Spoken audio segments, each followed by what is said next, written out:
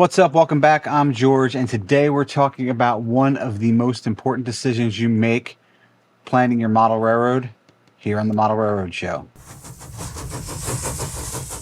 So, one of the most important decisions that you have to make when building a model railroad actually takes place before you lay a single piece of track. That's right, we're talking about layout height, and it's something that it's not always at the front of your mind when you're thinking about planning your layout. All right, if your layout is too low, you're going to spend your time looking down at trains. If your layout is too high, it might be burdensome for you to operate or, work on. And we spend a lot of time working on our model railroads. Today, I'm going to show you how I chose and why I chose, not how, but why I chose the height that I did. A couple of things to consider. Maybe you're somebody who likes to sit when you operate your trains. That drives a lot. So if you're somebody who likes to sit, then you're going to want your trains probably at about a table height, right? So that would make good sense, especially at a rolly chair. You're walking around in a room. Maybe you're in a room where you need other functions. You need storage below your layout. You're probably going to want that layout a little bit higher. The reality of it is most layouts were built around 30 to 40 inches. It was like the tabletop height, right? So 30 to 40 inches, because layouts were set on plywood, they were set on tables. That's why that's how that layout height kind of got in there. Easy to work on. You have a far reach, you can really reach into your layout. So that 4x8, you can reach into the middle of the layout, no problem if it's at table height, right? A 4x8 at 50 or 55 inches, reaching into the middle of the layout could be a different story depending upon how tall you are. A lot of people pick their layout height based upon how they like to view their trains. That's a big part of it, right? How do you like to look at your trains running around? Do you like them more at eye level? Boomer Diorama Man, his layout's pretty high. He's right at eye level. Or do you like to look down on them? I'm not a fan of looking down, like really down on the trains. So I knew I wanted something higher to begin with. Another thing that drove my layout height, and before I get too into that, my layout height is technically 50 inches off of my basement floor, but I have a ½ inch of foam, like exercise mat, that is around the layout. And the reason I put that exercise mat around the layout is this way, when you're walking around, you have something cushy on your feet, and it's not, just a hard basement floor.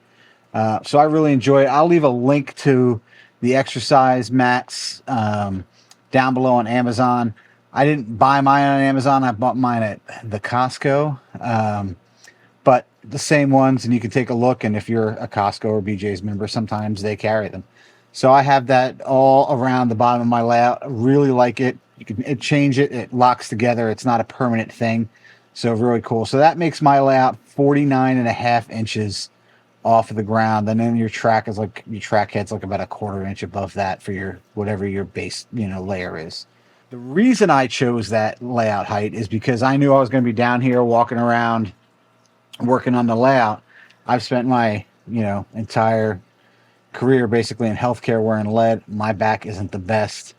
Lead, especially if you've worked around x-ray, lead is heavy, and I basically built it at a posture that is comfortable for me, at a height where I'm comfortable. So that's why 50 inches was the thing. It also gives me plenty of room to store stuff below the layout, which is quite helpful. If you've seen pictures of my layout, I've got my travel luggage stored under here. I've got a bunch of model railroad supplies stored under here. So a lot of stuff that I keep stored under my layout, and that all goes into your working height. So I'm not quite eye level. I'm almost eye level. Eye level really gives you advantage, like that 48 to 55 kind of inches from the floor. I'm right in the middle of that. Puts the trains closer to the eye. You can really, see the detail more instead of just looking down on stuff. You can see that's the point at which you can really start to see into buildings while you're standing. It's a great operating height. I like to call it bar stool height. And I've got some foldable stools here. If you're running trains, you could just sit on a stool. If you're, somebody's down here little older, too tired to, stand up for an operating session, you could still sit on a stool and run the layout. So it is basically bar stool height. And I think the scenery looks good there. And the other thing about that being that high is, scenery blocks, I have a mountain and trees, and I chose denser trees for this reason, to block, when you're standing on one side of one of the peninsulas, you can't really see to the other. I mean, at least not if you're 6 foot tall. So it is a natural way, with terrain and everything, it's easier to create a scenery block. To me, that's the thing. I think the scenery looks a little bit more immersive. You can really start to see the detail in the water. And I'm in N scale, so if you know N scale, people are small, details start to get small, so it's nice to have them a little closer to the eye. There is a catch to having a layout that's 50 inches or 55 inches or what have you off the floor, and that catch is reach. You're up higher, so you don't have as much reach to get into the layout. So there are parts of this layout, especially where I'm working on over by the yard now, and I'm ballasting some track over there. You'll see that coming up in some videos soon. I gotta stand on a stool, man. I can reach in there, and when cars are there, I can reach them fine. But actually working on the scenery and trying to get ballast in and doing a lot of scenery work, it's more than just reach. You kind of need to be on top of it to see it. So it's, I'm on a stool. So if that's something that bothers you, you really need to kind of keep, that in mind. Most people, I feel like the rule of thumb for reach is 24 inches in, but that's not going to be the same for everybody. So many things determine reach: your height, your wingspan, your arm length, and obviously the height of your layout. So the other thing to consider is, and you're probably not considering this if you're watching this video, a lot of my stuff is, geared towards me growing in the hobby and geared towards the beginner model railroad, is if you're doing a multi-deck layout. And the advice I've heard from guys who I know who've built multi-decks is make your top deck, you're like at eye level, so that you don't need to be on a stool constantly to be, to be running, to be operating, and then get whatever spacing you would like for your lower level below that. And that spacing, there's a million ways to skin that cat. You make that spacing almost whatever you want. But I think having that upper level in first is really going to drive the, what your spacing is, so that you don't have to have that upper level too high. So the most important rule, though, in choosing layout height, just like I did, is build it for you. Build it for your height, your reach, your operating style. A layout that's perfect and comfortable for one person might be uncomfortable and not perfect for somebody else. And if you're trying to figure out, what that layout height is before you start building, I think a great trick would be stack up some boxes and lay some track there, and see what that height is, and see what you're comfortable working at.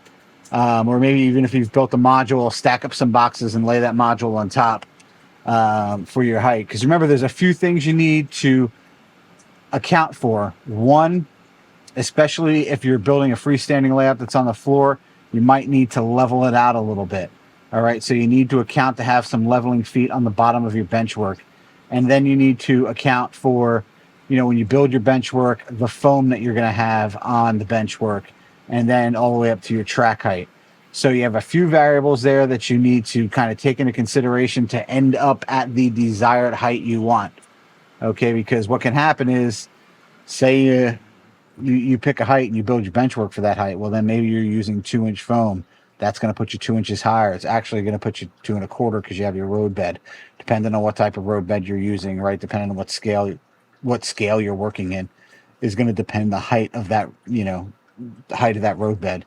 And then, with your leveling feet, which you can buy in any furniture store. I'll leave a link for those down below if I find it and I have it there. But that's a big thing.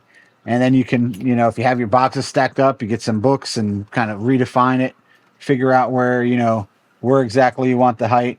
It is a big decision. Choosing a layout height, big deal, helps you operate your railroad better the way you want. spending time to do that will keep you less frustrated. Maybe just make it easier for you to run trains. Everybody, you know, everybody, there's all kinds of people in this hobby, all kinds of ages. So spend some time, get your layout height dialed in, figure out where you want it, look at other layouts, go to train shows, and you can see, you know, get an idea from some of the module setups, how they're set up, and yeah, and then get building. So curious to know how high some of your layouts are. Hit me up down in the comments. Let me know how high your layout is. If it's a shelf layout, how high up on the wall you have it. I'd love to hear some of those answers. And if you've watched this long, give me a thumbs up and ring that bell. And I appreciate it. Do all the YouTube things down there. All right. And thanks for watching. I'll see you in the next one.